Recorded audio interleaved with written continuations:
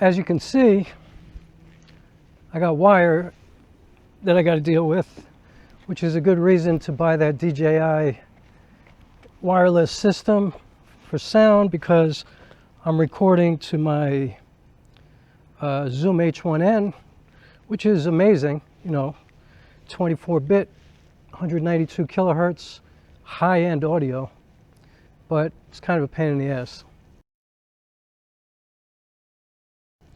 sometimes to deal with these wires. I do have a shorter one, I just can't find it.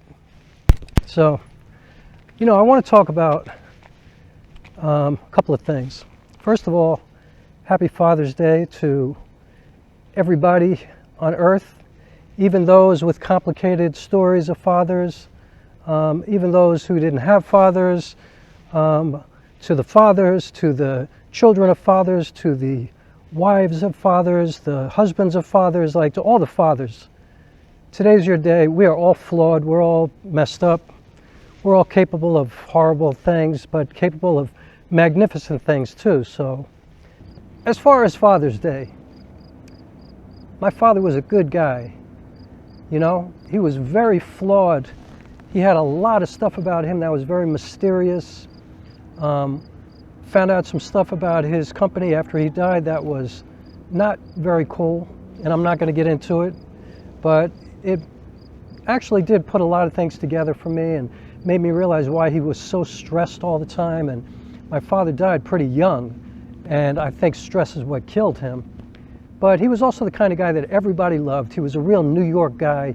You know, he had this great personality. He was perhaps, maybe next to my grandmother, the greatest storyteller I have ever known. He was a great storyteller, and he was a great athlete when he was a kid, apparently. I mean, obviously, I didn't know that, but he was supposed to be a great athlete, and so we had that in common. You know, I was been an athlete my whole life.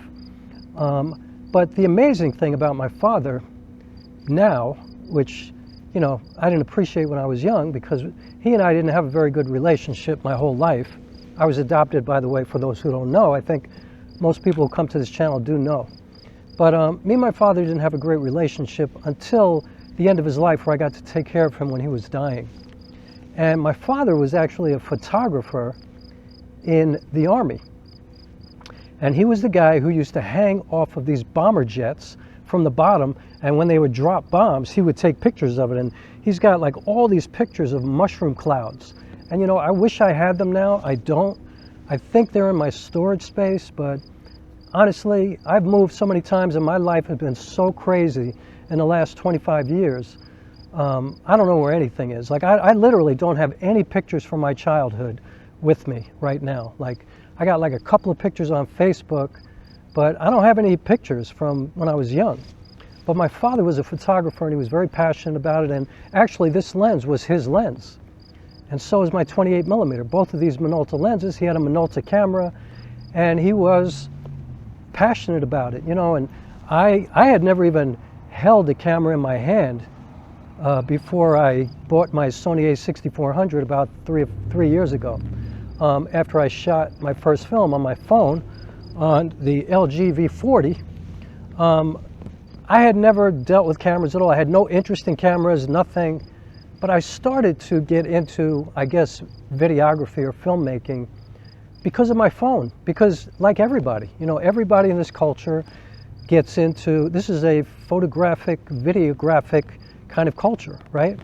So I got into it, and I'm a storyteller, I'm a solo theater artist, and so I incorporated it. Now I'm a filmmaker, and I just, man, I feel really sad that I cannot share this with my father now.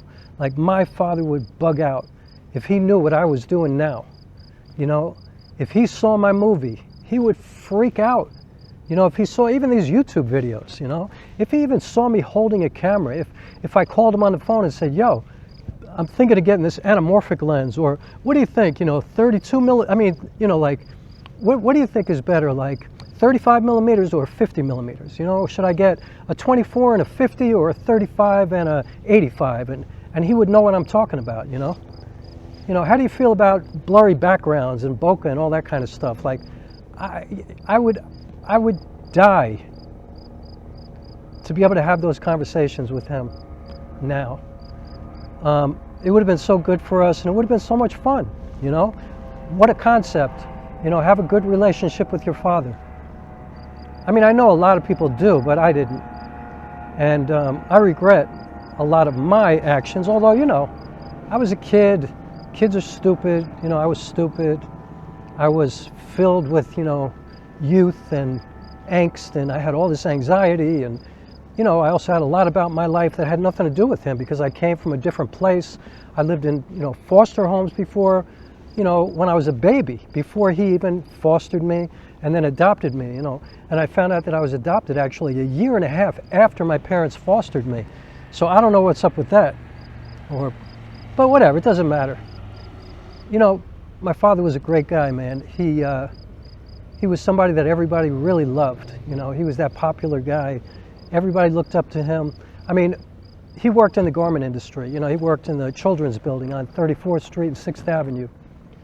And when he died at his funeral, you know, they had like a trade paper at that time, and they announced his funeral at the trade paper. And to just give you an idea of how beloved my father was, they shut down the building the day of his funeral, and people came up to Rockland County, to Spring Valley, to his funeral in buses. All these, you know, like garment workers, all these, you know, factory workers and salespeople, and all these people came up in buses to come to my father's funeral. I didn't even know who these people were. I'd never met them. My mother didn't know them, like nobody knew them.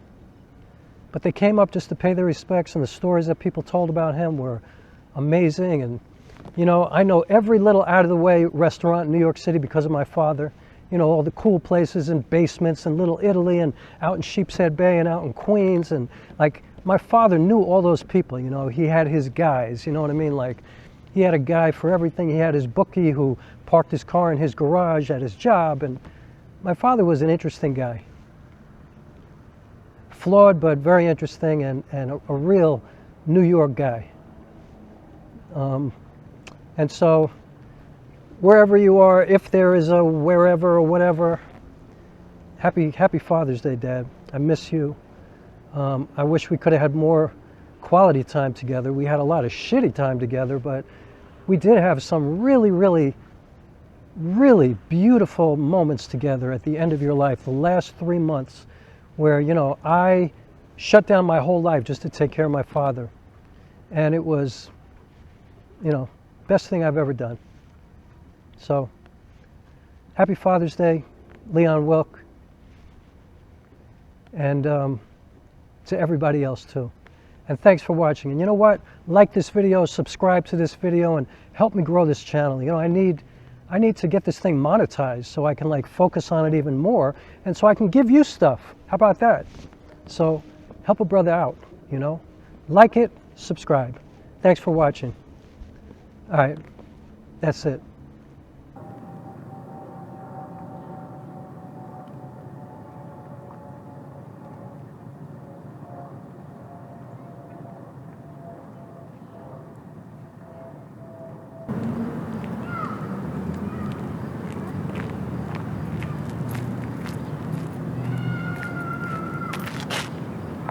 Got some pretty cool shots, right? Different angles. I'm shooting at f11, and with a vintage lens. Come on, pretty sharp, right? But also, you know, a lot of character. The colors are really cool. Yeah, pretty cool. Thanks for following me around.